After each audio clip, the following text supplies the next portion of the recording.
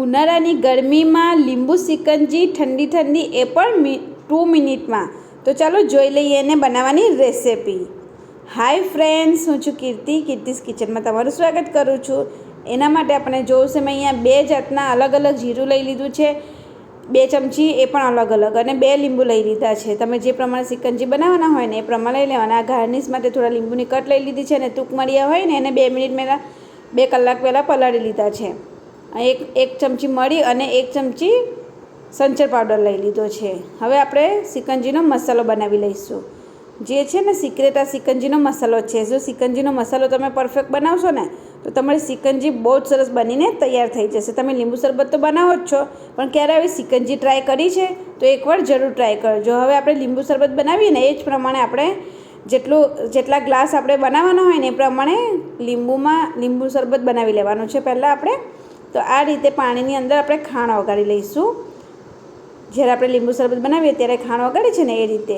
હવે એક પેન લઈ લઈશું. એની અંદર મેં 1 ચમચી જીરું અને 1 ચમચી મરી લઈ લીધા છે. એને બરાબર આપણે શેકી લેવાના છે.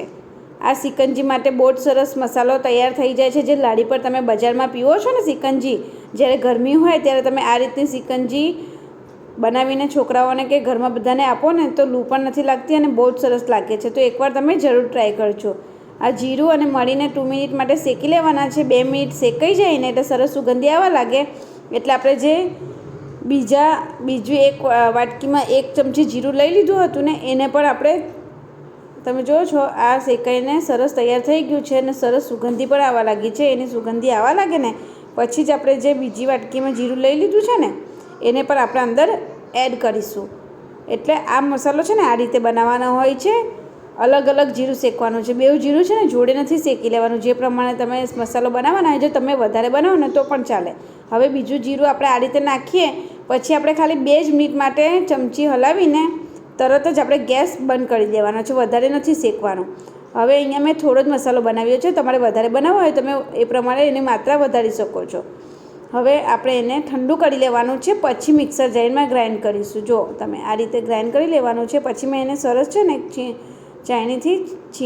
ગળણીથી ગાળી લીધું છે. મસ્ત એનો પાવડર કરી લીધો છે. પછી અમે અડધી ચમચી જેટલો સંચર પાવડર લઈ લીધો હતો ને એને પણ આપણે અંદર આ રીતે મિક્સ કરી લેવાનો છે. તો તૈયાર છે આપણો બજારમાં જે સિકંજી મળે છે ને એનો મસાલો. બહુ જ સરસ મસાલો આ ઘરે જ બની જાય છે. તો એકવાર બનીને સ્ટોર કરી લેવાનો એટલે આપણે જ્યારે બનાવવું હોય ત્યારે આ રીતે બનાવી લેવાનો. અહીંયા મેં 2 લીંબુ છે એને કાપી લીધા છે અને આપણે લીંબુ શરબતની જેમ જ આ લીંબુ તપેલીમાં નીચોવી લઈશું. આપણે આ રીતે બધો જ લીંબુનો રસ કાઢી લઈશું અને સરસ આપણું લીંબુ શરબત તૈયાર કરી લેવાનું છે.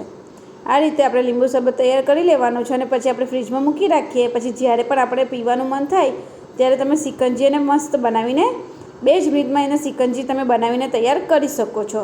ટૂંકમળિયાને પણ તમે અડધી પોણી કલાક પહેલાં પલાળીને રાખો ને તો ફટાફટ પલળી જાય છે, નથી વાર લાગતી. અને ટૂંકમળિયા શરીર માટે બહુ જ ઠંડા હોય છે અને ઉનાળાની ગરમીમાં તો બહુ જ ઠંડક આપે છે એટલે એનો ઉપયોગ વધારે કરવો. હવે આપણે લીંબુની સ્લાઈસ આવી રીતે પતલી લઈ લેવાની છે, અંદર એડ કરી દઈશું અને સિકંજી મસાલો છે ને આપણો એ અડધી ચમચી લઈ લેવાનો છે. જો તમને એવું લાગે કે થોડો ઓછો છે તો ફરીથી ચાખીને અંદર નાખી શકાય, પણ આપણે આટલો લઈશું ને, આટલા નાના ગ્લાસ છે.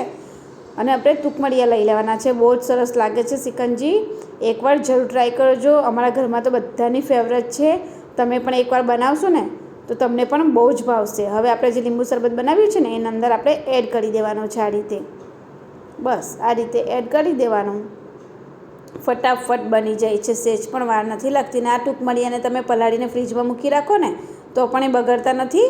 2-3 દિવસ માટે તમે એના ઉપયોગમાં લઈ શકો છો. હવે આપણે જે બરફના મેં અહીંયા થોડા વાટીને એનો ભૂકો કરી લીધો છે. આ રીતે બરફ નાખશો ને વાવ, બહુ જ સરસ લાગશે. એકવાર જરૂર ટ્રાય કરજો. ઉનાળાની ગરમીમાં ઠંડી સિકંજી જેવી મરી જાય ને તો પીવાની મજા જ આવી જાય. બહુ જ સરસ લાગે છે. તો તમે એકવાર જરૂર ટ્રાય કરજો. તમે જુઓ છો ને ટૂંકમળિયા નાખ્યા ને કેટલું સરસ દેખાય છે. એનો દેખાવ પણ કેટલો સરસ આવી ગયો છે. આ રીતે આપણે સિકંજી તૈયાર કરી લેવાની છે. બહુ જ સરસ લાગે છે આ સિકંજી. તમે એકવાર જરૂર ટ્રાય કરજો. તો ફટાફટ બનીને આપણી આ સિકંજી તૈયાર થઈ ગઈ છે. જો તમને મારો વિડીયો ગમે ને તો મારા વિડીયોને લાઇક, શેર, કમેન્ટ અને મારી ચેનલને સબસ્ક્રાઈબ કરવાનું ના ભૂલતા. Thank you.